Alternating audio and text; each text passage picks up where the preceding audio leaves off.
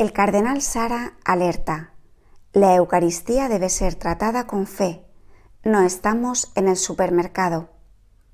El prefecto avisa de las posibles ocurrencias en este tiempo de pandemia. El cardenal Robert Sara, prefecto de la Congregación para el Culto Divino y Disciplina de los Sacramentos, ha hablado precisamente sobre el papel y la forma con la que se administran los sacramentos en este tiempo de pandemia. En sus palabras, insiste en el verdadero sentido que cobra la Eucaristía, en contraposición con algunas propuestas que se están produciendo en algunos países estas semanas. En una entrevista con Roberto Castioli para la Brújula Cotidiana, el purpurado alertó que si tuviéramos conciencia de lo que celebramos en la misa y de lo que es la Eucaristía, no vendrían ni siquiera en mente ciertas formas de distribuir la comunión. La Eucaristía debe ser tratada con fe. Sara se refería a las propuestas que se están publicando en Italia. La Estampa explica que para dar la comunión, pero evitando la contaminación, se está pensando en un self-service, un hágalo usted mismo, con hostias consagradas para llevar, que previamente habrían sido consagradas por el sacerdote, que se cerrarían individualmente en bolsas de plástico en los estantes de las iglesias. El cardenal Sara se niega en rotundo a que esta posibilidad pueda salir adelante. Es absolutamente imposible. Dios merece respeto, no puedes meterlo en una bolsa. No sé quién pensó este absurdo, pero aunque la privación de la Eucaristía es ciertamente un sufrimiento, no se puede negociar sobre el modo de comunicarse. Nos comunicamos de manera digna, dignos de Dios que viene a nosotros. La Eucaristía debe ser tratada con fe. No podemos tratarla como un objeto trivial. No estamos en el supermercado. Es totalmente una locura.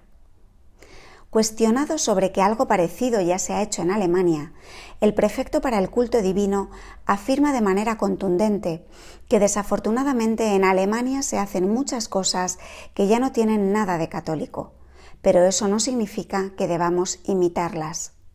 Recientemente escuché a un obispo decir que en el futuro no habrá más asambleas eucarísticas, solo la liturgia de la palabra. Pero esto es protestantismo.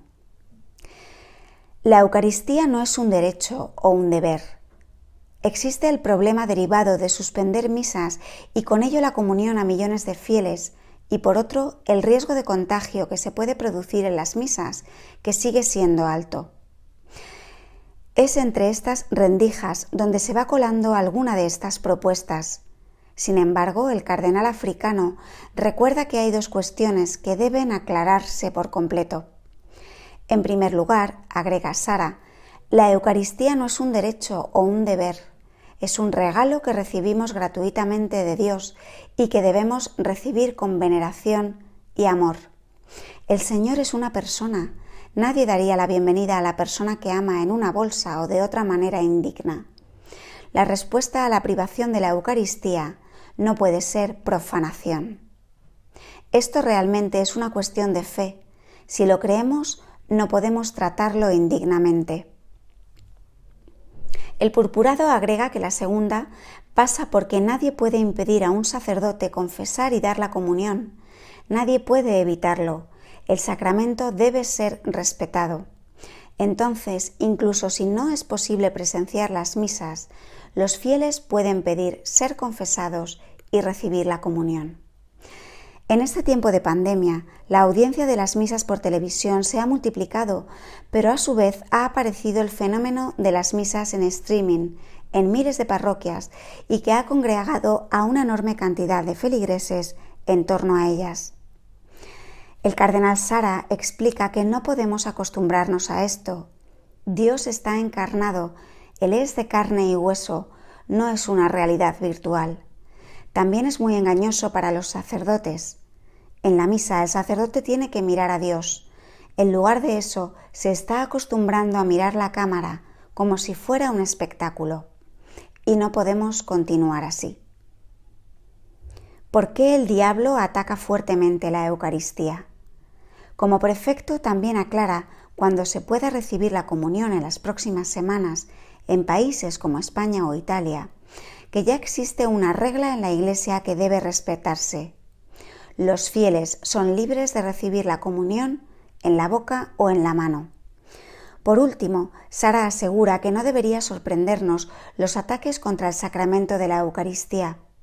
En su opinión, el diablo ataca fuertemente la Eucaristía porque es el corazón de la vida de la Iglesia.